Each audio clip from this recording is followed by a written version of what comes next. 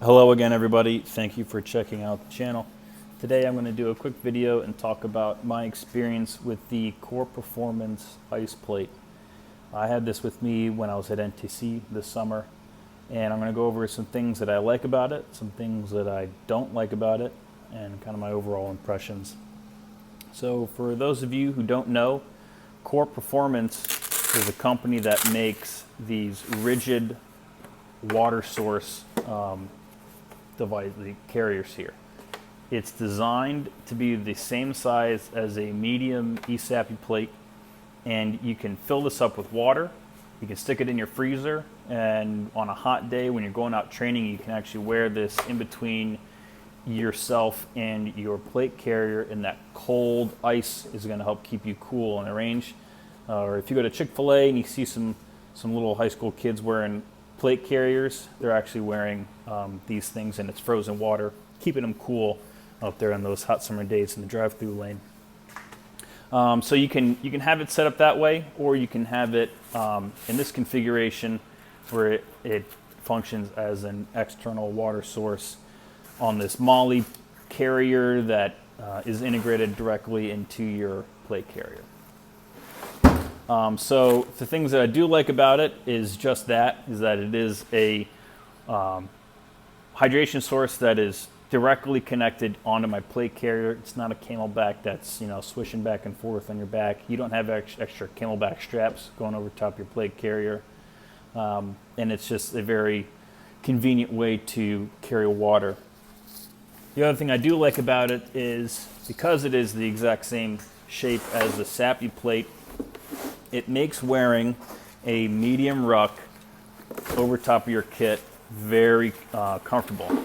As you can see, the two kind of blend very well together. At NTC, I carry this medium ruck every day, and I climbed up those mountains. If you guys know, you know.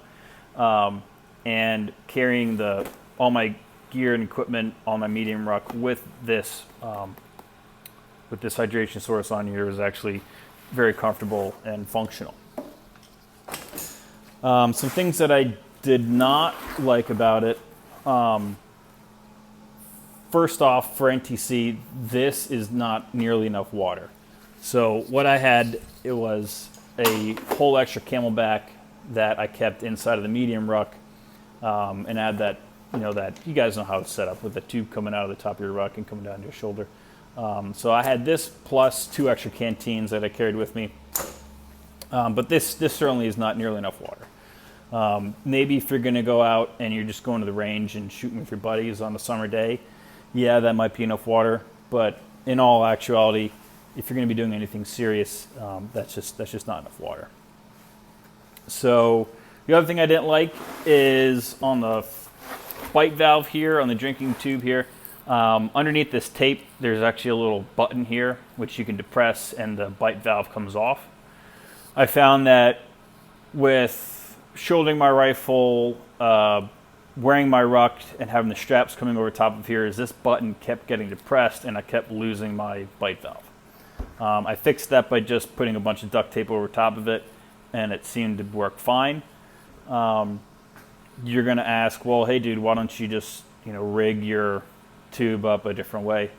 Okay, yeah, sure, fine, I can do that. But also, I don't think that this button should be as easy to depress and you can lose your bite valve. Just my take, and something, an issue that I ran into with. Again, another issue with connections is actually on the back side here. Down here where the hose connects into the actual hydration source, this is a quick disconnect and connect. This little plastic piece actually was able to be ripped off of the tube. I was sitting in the back of the vehicle and I adjusted, and all of a sudden my butt was wet, and the tube was separated from this plastic piece.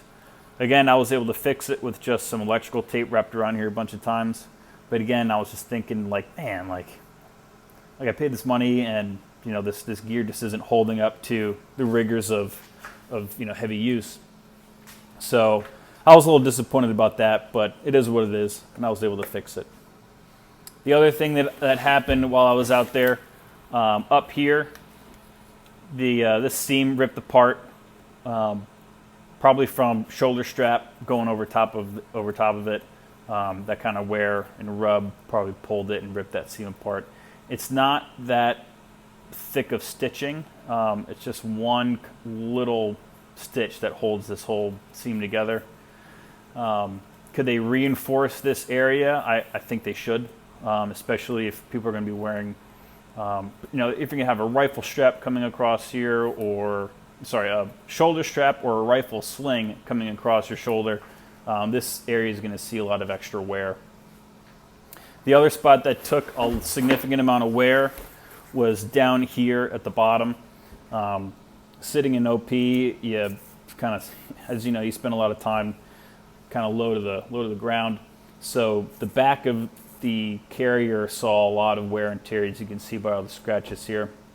And actually what happened filming the first take of this video is I went to open up the Velcro, and this whole seam just popped right off.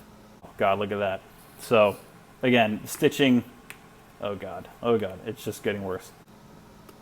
So again, the stitching really isn't all that robust. If you look closely, I don't know if you can see it, but there's just one thin line of stitching that goes along here and holds, this Velcro on there. So yeah, that's another wear and tear spot. I think that should be reinforced. Yeah.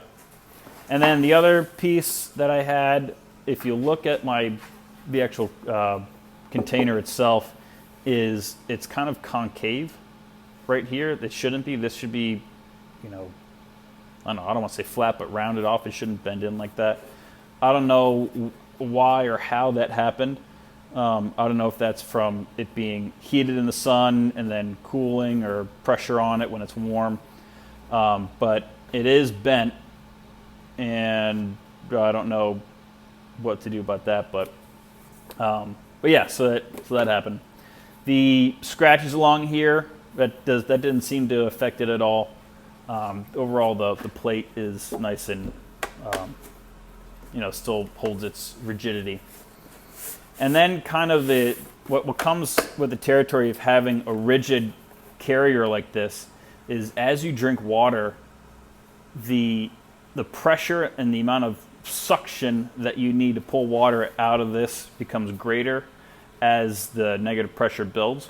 Unlike a Camelback, where it's just a bag you're drinking out of and the bag collapses as you drink water, this doesn't. So after 4 or 5 sips, that negative pressure to draw that water becomes so great you actually need to bite the valve and let air back through the hose and equalize the pressure in the carrier. That way you can continue drinking water again. I don't know if there's a fix to that. I don't know if you can create like a one-way valve in here somehow.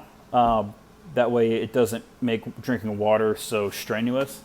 But I guess that's just a design. I don't want to call it even a flaw, but it's just something that you have to deal with a rigid shell like this. But yeah, so overall, my impressions of the Qore Performance IcePlate as an external carrier, it's a fine piece of gear. It's kind of cool. Like, if you're into gear like I am, then yeah, I would get it. But it's not going to be an adequate water source for any sort of prolonged training or missions that you do. Again, like I said, if you're going to go out and just shoot on the range with your buddies on a hot day, that's fine. But if you're going to be doing any sort of serious missions, then you need, or serious training, then you're going to need to supplement this with a larger water source like a Camelback or some extra canteens. But yeah, that's my take. For the standard YouTube stuff, please like the video, please share the video, please comment in the video, and please subscribe to the channel. I would love to grow it more. I'm going to try to do some more videos in here in the near future. But yeah, so thanks so much, and I'll see you next time.